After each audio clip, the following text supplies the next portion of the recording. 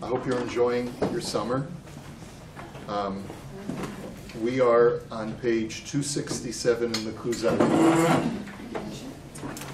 And we're in the middle of Rabbi Yehuda Halevi's lengthy description of what a chassid is, what a pious person is. And piety is very important because through piety, a Jew is able to realize that elite nature that Rabbi Yehuda Halevi described in the first and second essays of the KUZARI.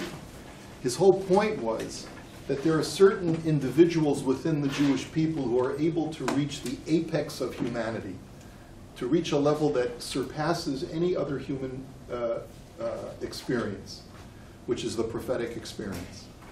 So this leads to the question that the Khazar king asked at the beginning of the third essay. Okay, so tell me, you say that there are people who are capable of reaching it through their piety. So what is the description of a pious person? And so the answer that Rabbi Yehuda Halevi has been giving us for the last couple of pages is that this is a person who's a great leader. What do you mean he's a great leader? A leader is not associated with a pious person. And the answer is a leader of all of his internal faculties. He's totally in control of all of the internal workings of the thing that makes him him or her. Any internal conflicts are able to be resolved. Any negative personality traits are able to be brought under control.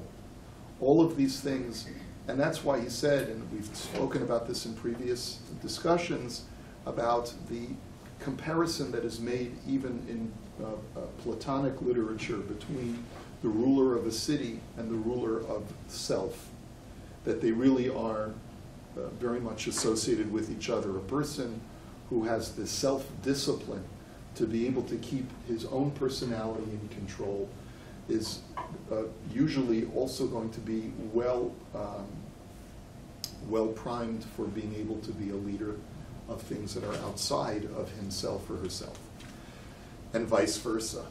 Not always, of course, but many times that is the case. And we're on the bottom of page 267, subparagraph number 4. He orders his decision-making faculty to accept and follow everything he commands and to do so promptly. This faculty then utilizes his other internal resources and limbs as it was commanded without rebelling. He also commands this faculty not to turn toward demons of his imagination, not to accept or believe what they advise without first consulting with his intellect. Now, demons of imagination are things that we would probably call, I mean, we use the term demons when we talk about our own demons that we struggle with. But we use that in a figurative sense. It's unclear whether Rabbi Yehuda Halevi was using this in the figurative sense or the literal sense. It doesn't really make a difference, but there was very much in the medieval time a belief that a person was plagued by actual demons, right? Not that it really makes a difference. The point being is that, and the Rambam, by the way, even in his time, if you were a rational thinker, you felt that this was not to be taken literally, but rather it's just to be taken figuratively, that there are many things that enter into our imagination that we wish never got there in the first place, and we have to struggle with things that come into our minds and push them away. And those are the demons that we struggle with. Not to accept or believe what they advise without first consulting with his intellect. Only if the intellect endorses what these thoughts suggest will he accept them. Otherwise, he must rebel against them. In this manner, the decision-making faculty accepts and fulfills the determinations of the intellect. And like we point out in footnote number 12, often one's imagination suggests a certain course of action because it will provide either physical or immediate gratification. Only after the intellect analyzes the course of action and determines that it is sound from an intellectual standpoint will the decision-making faculty side with the imagination. And I find within myself that the older I get, the more I'm able to be forbearing in the decisions that I make without being impulsive in making quick decisions that I later regret. That's essentially what he's saying about a pious person. You know, there's a whole school of of literature about how to make proper decisions, decision-making strategies. I just took 2 websites that I found earlier about how proper decision-making can affect the way you run your business. You know, there's this thing in this first very short article, strategic management involves management as well as employees. One of the essential parts of creating and running a small business is creating a mission or vision for the business and a set of goals the company aims to achieve. Strategic decision-making or strategic planning describes the process of creating a company's mission and objectives and deciding upon the courses of action a company should pursue to achieve those goals. So he goes through the strategic planning basics. One of the strategic planning basics is something called SWOT analysis. Anyone ever hear of SWOT analysis? In the business world, SWOT analysis is very important. SWOT, S-W-O-T, stands for strengths, weaknesses, opportunities, and threats. Anytime you want to be able to look at your business or your organization, you have to look at those 4 things. That's the conventional wisdom. In order to be able to know how to move forward, you look at your strengths of the company, the weaknesses of the company, the opportunities that present themselves in the future, and the threats from the outside that are threatening the safety and the health of your company, of your organization. So that's one of the things that you pick up if you're in the organizational or business world. You do cost-benefit analysis, and you get outside advice. These are great ways for running a business, but guess what? They're also great ways for running a life. If you do a SWOT analysis of what's going on in your life presently, if I think about what my personality strengths are, my personality weaknesses, what opportunities present themselves for me in life, and what the external threats of allowing me to realize the vision or the hopes or aspirations that I have in life. These are all things that are used in the business world, but that can be also very easily transferred to an individual. There's another article that I found, 7 strategies for making objective decisions, which is really what Rabbi Yehuda Halevi is talking about. How do I know that I'm deciding things objectively so that I know that this is really the best decision that I can possibly make? Decisions can be notoriously difficult when you're an entrepreneur or you're in a leadership position of a bigger company, because you're invested in making the best possible decision for your business or for your employer. You must use a line of objective reasoning and eliminate any emotional or biased influences that might alter or compromise that decision. Right? So this is all stuff that they tell you when you want to decide how to do things properly for your business. So he goes through 7 things. Acknowledge and compensate for your biases. Know what your biases are. Use pro and con lists. Imagine counseling a friend. Strip down your deciding factors. Experiment by reversing your line of thinking. Like, maybe my initial thinking is to do X, but what if I were to do Y? Create a scoring system. Make a decision and live with it. So these are just, these are intuitive, I think, but they make a science out of all of this because common sense isn't that common anymore. The only observation that I would make, in addition to these articles, is that in today's world, these are strategies that are offered in order to succeed in business or to succeed in life. For Rabbi Yehuda Halevi, these are not symptoms of success. They are symptoms of piety. We don't associate. You see, we live in a judgment-free society today. No one is good or bad. No one's good or bad. What right do I have to say if a person is good or evil? There's no such thing as a good person or a bad person. Everyone has the right to determine their own self-autonomy. That's this new idolatry of autonomy in the world today. You get to decide what you are, who you are, right? If you decide you want to be a little kitten, then you can be a kitten. If you want to decide you're a different gender, you could be a different gender. If you want to decide you're a different age, you could be a different age. And society has to accommodate the personal decisions you make regardless of whether there's any goodness or badness involved in those decisions. It's your decision, it's your life, and we have to respect it. But that's so counter that's so antithetical to all of human history, except for this generation. It's just, it's mind-boggling. But anyway, the point is that Rabbi Yehuda Halevi says that you want to know a description of piety? A person who has been able to train their intellect to be objective in decision-making. That's a pious person. You know why? Because when you make decisions that are based on objective intellectual analysis, you'll come out making good decisions, and that'll lead you to virtue. It'll lead you to being a virtuous person, not just a successful person, but a virtuous person. Because the intellect, when used properly on a backdrop of values that are contained in the Torah, a lot of times people, the best, what's that famous, hell is paved with the best of intentions, the road to hell is paved with the best of intentions. If you're not, even people who wish to do the virtuous thing are not going to be able to act virtuously unless they think objectively.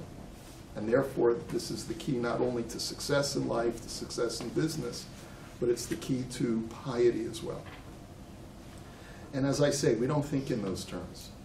But if you look at any of these articles, or like a billion other articles that are on the web, just try to impose the word piety into these business suggestions for success. And instead of using the word success, use piety, and then you've got what Rabbi Yehuda Halevi is advocating. It's a whole school of ethics in the medieval writings of, but not only Rabbi Yehuda Halevi, but in Maimonides and so many others. Yes? Does that mean that all good businessmen are pious? No, should be pious? It doesn't, because the decision making that they are the basis for their decision making is what is best for the company, not what is best for virtue. Their objective is, how do I improve my bottom line? How do I improve the financial health of my organization? And so they may not be using any benchmarks of virtue in order to come to that decision.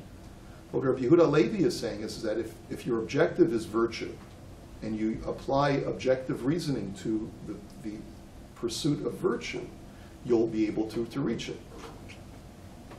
That's the point, is that if no matter how much you want to be virtuous and good, if you're not able to attain objective reasoning, then you won't attain it.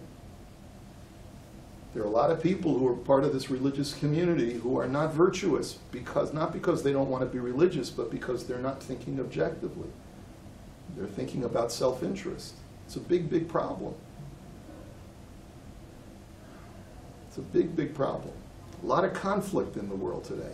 Just what's going on in Israel today with this whole decision that was issued by the government now, that the issue of who gets to have prayer service at the Kotel, which is creating this upheaval in the diaspora, the relation between diaspora Jewry and Israeli Jewry today. Serious issues. So then the question is, what's the most virtuous path? What am I trying to achieve? If my goal is to achieve the most that I can for my coalition of Jews who look like me and act like me and think like me, so I'm going to come up with one decision. But if my objective is to do that which is virtuous for the greater good of God's glory and for the greater good of uniting the Jewish people, then I might come up with a totally different decision. I'm not going to tell you what is right and what is wrong. But I do want to make a point of saying is that in order to come up with a solution to a very thorny problem, there needs to be objective reasoning which is foundationed on the desire to do that which is virtuous and that will bring the greatest glory to Hashem. Not which will bring me the greatest glory. Yes? Why won't you tell us what's right and wrong? Because I haven't figured it out. I'm going back and forth on it. And I don't think there is any correct solution. The reason why there's no clear right and wrong is because there was a tremendous amount of provocation by organizations like Women at the Wall, not for L'Shem Shamayim. This was not L'Shem Shamayim. This campaign to have women don talitot and to read from the Torah is not, in my opinion, based on a true desire for religious expression, but rather to gain a political foothold in the state of Israel for Reform Judaism. And so it's not, if it was clearly and unequivocally l'shem shamayim, then I would think I would have a greater sense of clarity on what to do. But there are muddied motivations on all sides in this issue. And that's why it's very, very problematic. That's why I think what's also problematic is that after a concession had been made to make an accommodation for them to daven by Robinson's Arch, then to have that rescinded is very problematic also. And I think that the rhetoric that's coming from both sides is very unhelpful. So I don't have a solution. I don't have a solution, and I don't know what the right path is because it's a little bit fresh, a little bit raw, but I don't see, it needs a lot of thought. But it needs, like this guy, this pious guy in the KUZARI, he can help figure it out for us, whoever that is. Yes? And there's another issue which I'm just dropping in because it's close to me for obvious reasons, is the issue of leaving the determination of the validity of conversions in the hands of the ultra-Orthodox. That just came up. Conversion status is a very, very serious issue as well, and I fully agree. It's a very, very thorny problem. And it affects the way I do business. It affects my profession. Absolutely. Yeah. And that also is not l'shem shamayim. Yeah, I can't tell you that it's fully l'shem shamayim. I think there's a certain element that's l'shem shamayim, but there's a certain element that's not. And there's a lot of, so sometimes I think the best thing for us to do is not to read the news and just do our mitzvahs and study Torah. Keep our head in a book, right? I have to drop this in. Many, many years ago, I worked with a very, very amateur theater group that did little skits and plays in hospitals and homes for people with developmental disabilities or people who have been severely injured in accidents. So they were pretty broad,